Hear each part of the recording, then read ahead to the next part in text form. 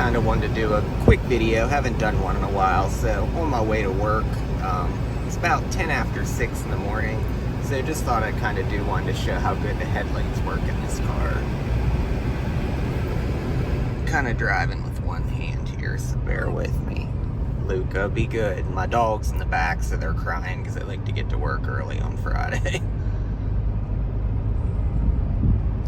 So you can see these LED lights, like I said, they're the reflector type LEDs.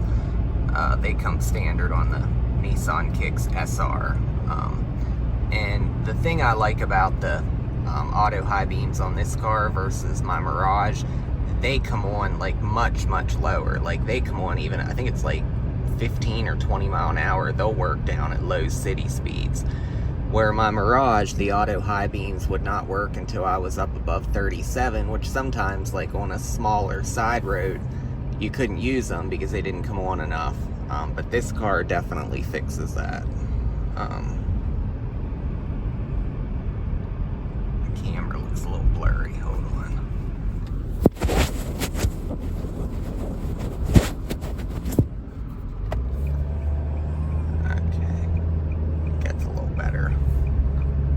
Some lotion on the lens. If you hear any rattling, it's just my keys on the passenger seat. But I've had the car now about 5 months. Still only got 1,300 miles on it, as you can see. But I really like it. Very nice vehicle. There's really nothing I don't like about it. I like the size of it. You know, the color, all the features is what I really like. And surprisingly enough, it's not that much faster than the Mirage. In my testing where I live, I've only clocked it about a second quicker, 0 to 60, just by like 1 second quicker. You know, it's 122 horsepower and 114 pound-feet of torque. And my Mirage was 78 horsepower, 78 pound-feet of torque. Earlier Mirages had 74 pound-feet of torque. But yeah, honestly, it doesn't feel much different. But I like the transmission better in the Kicks. They both use the same Jatco CVT7, so they have the same transmission, but the programming is different. And the thing I like about the programming in the Nissan is it actually shifts multiple times to where it feels like a regular stepped automatic, even though it's not. It definitely, I gotta put my high beams back on.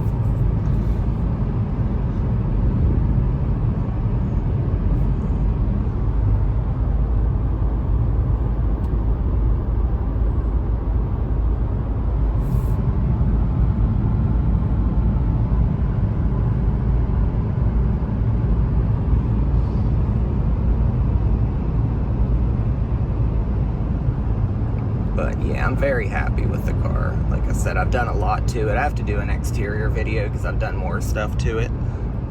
Like ordered some of the Nissan Color Studio stuff to do like the orange accenting, and just ordered the $400 orange interior kit that covers like the center console and stuff. And so I'll have to do a video on that here soon to kind of give you an idea of what it looks like.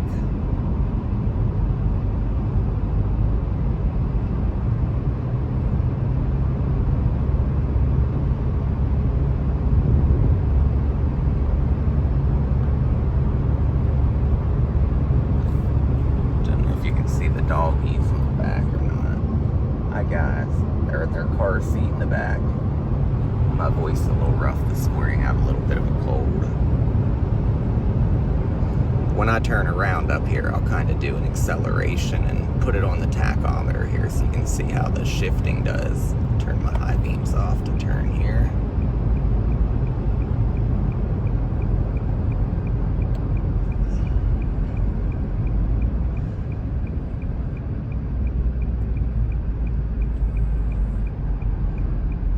Do a U-turn here. Luca, it's okay, buddy.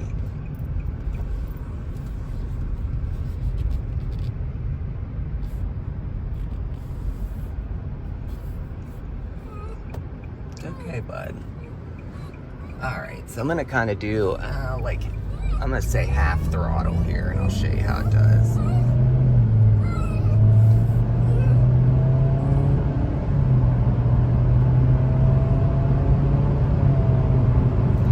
You can see it does a lot more shifting than what the Mirage did. The Mirage, you know, had a, like, I don't know, like a step that it would do like after a certain speed, but that's really all I noticed. It pretty much stayed at 1, which it does great for that car. I mean, the CVT was good in that car.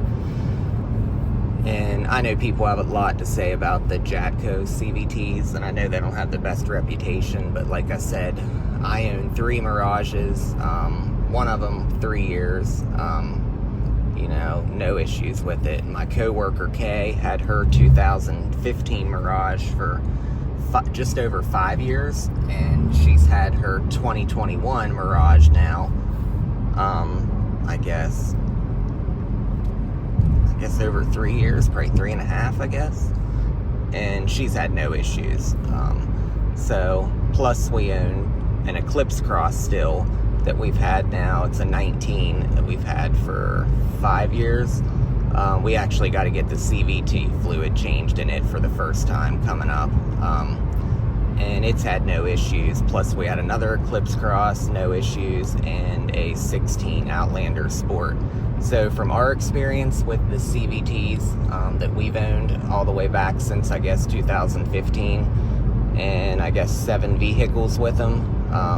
Now the Mirages and the Kicks is the only one that had the CVT 7 by Jatco. The other vehicles had a different CVT, and I really can't tell you which model it was, but with no issues with any of them ever.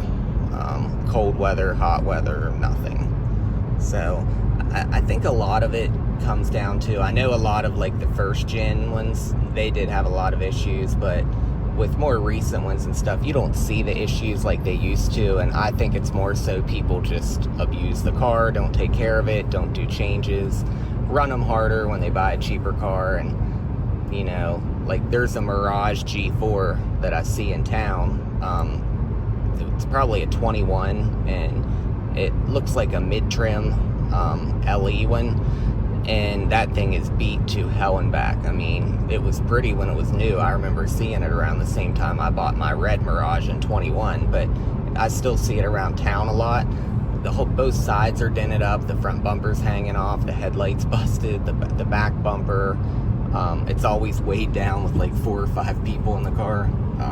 So I mean, it's obviously treated very rough, but I think that's what a lot of people do with these cheaper cars when they buy them, and then they just don't take care of them. But again, I know that's not always the reasoning behind it, why a CVT fails, but I think a lot of it is lack of maintenance, and that's just my opinion. But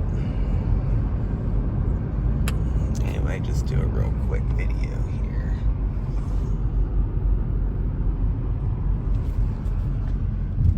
There's the puppy dogs. Alright, well, just wanted to do a quick video. Haven't got to do one in a while. Been a lot going on with work and stuff, but definitely now the weather's getting better, I'll be able to do more. And once the rest of my color studio things come in the orange for the outside and the inside of the car here, I'll do another video once it's all done. And sorry for the video being all flopping around and stuff. It's early, I'm not quite awake yet. Alright, have a good day.